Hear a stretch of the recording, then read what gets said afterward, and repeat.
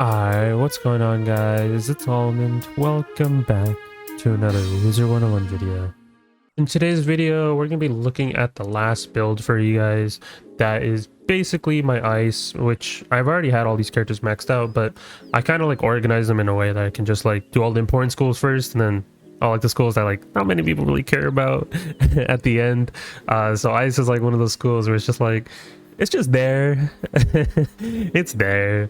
So that's why I kind of didn't treat it as a priority to upload this right away compared to like storm, fire, and death. So there's that. But we're looking at the ice build, the max damage you can get, everything like that. We'll look at both builds similar to everything else that I've been uploading. Eventually I will do like a different video where I just compile them all together if they all get updated instead of separate videos like this, just to make it easier on people.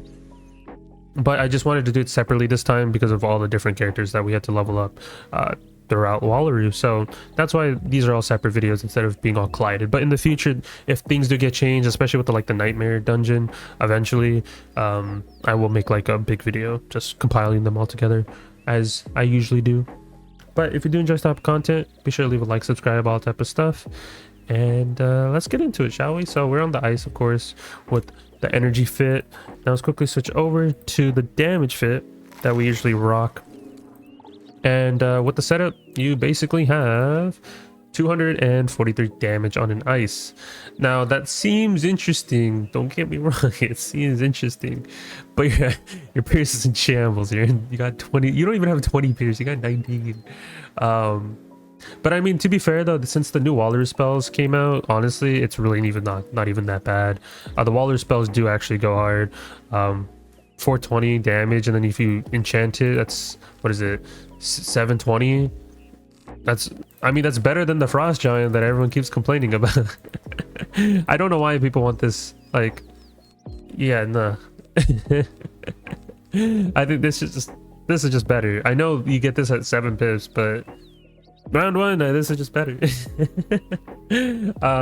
But still, let's look at the actual stats in total though. I mean, I have 13k, but you got to keep in mind I don't have tier sockets on, so if I had all that on, I would be like around 14k. So there's that. But like I said, 243 damage, and yeah, pretty decent crit, decent block, and yeah. So let's look at the actual setup. Look at the Aeon stuff. Ignore the pins. Don't. I've just been like testing some stuff here and there. I've just been doing like some random things, but really there's no swap for this, so you can only really use Aeon. So yeah, if you don't have it, you don't have it. It's not a big deal. I mean, you can swap to other stuff, but just Aeon is just better. It's just the best possible option, because you can just get this from farming so many bosses. Well, 2 bosses particularly, or the pack, or craft it. You know, you could craft it. Then if we look at the robe, nullity, if you don't have nullity, you can use Nightmare. You do lose 3 damage, but your HP goes up like crazy because you're on an ice. So you do get some extra that, and then you get some extra resist. So if I had this on, let's say, I would be at like 53 resist, which is still pretty good, especially on an ice. Yeah, but we're going to be using nullity in this regard. Boots, Aeon, there's really not a swap for this. So I mean, people can argue get some of the nightmare stuff, or the nightmare stuff I mean, or the burrower stuff. Like you could, but I mean, I just don't really see a use, if I'm being honest, at least for PvE. So I wouldn't really recommend it. But if you have it, you have it. You can switch some stuff around if you really want to. I mean, there's no harm done. Like my stats are still pretty much fine, but my pips go in shambles. So you would have to like swap some things around if you did want to do something like that, which is up to you. It's up to you. But just for the purpose of the video, Aeon is just better. Wand, I use Shabalba on this setup, but you do not have to. You can literally use Aeon and be just fine. If you don't want to use either, you can use Merciless, but just the Merciless is just like all the other stats go down a bit, so that's why I'm just like, I'd rather use Aeon or Shabalba. These 2 wands are like your best bet, because they have the same pierce, same damage, but one prioritizes Shad, the other one prioritizes Pip Conserve. So you choose what you want to do. I prefer the Shad over the pip conserve in certain scenarios. I know in my other build videos I always said Shababa or Aeon, but I might just swap over to Shababa completely, just because I don't really need to pip conserve in regular PvE. I'd rather just have the Shad rating instead in PvE in case I want to use, like for example on my ice, if I ever have to do solo fights, Shatterhorn is always a good spell to use, and I believe even Freeze Ray is good too as an AoE. It's just so good. And if I have to do like bosses like that, I'd rather just blade stack and do this with the amount of blades that you have, especially since the amulet blade gives you a 45. So that's why just overall I feel like the Shad rating on an ice is actually it's really good, you know, especially for like their Shad hits. Then we go over to our themes. Of course, I don't have tier sockets on, which I kind of already explained in my previous videos because I'm kind of just like still farming them. But I don't want to like, it doesn't like ruin the build completely in any sort of way. But yeah, Reaver, and then damage sockets with the health socket. Of course, you always want to get those. They're so easy to get, especially with the dream water stuff that I've already uploaded. Should be a breeze to get some of this stuff. Amulet, really Reaver as well. You know, I would say chain on chain, but we already know it's basically power crept at this point. So there's that, and there's not really anything else you can do really if you want to swap this out. A lot of stuff just kind of got power crept, so just really Reaver is the best. You can use Hun Hao if you want to.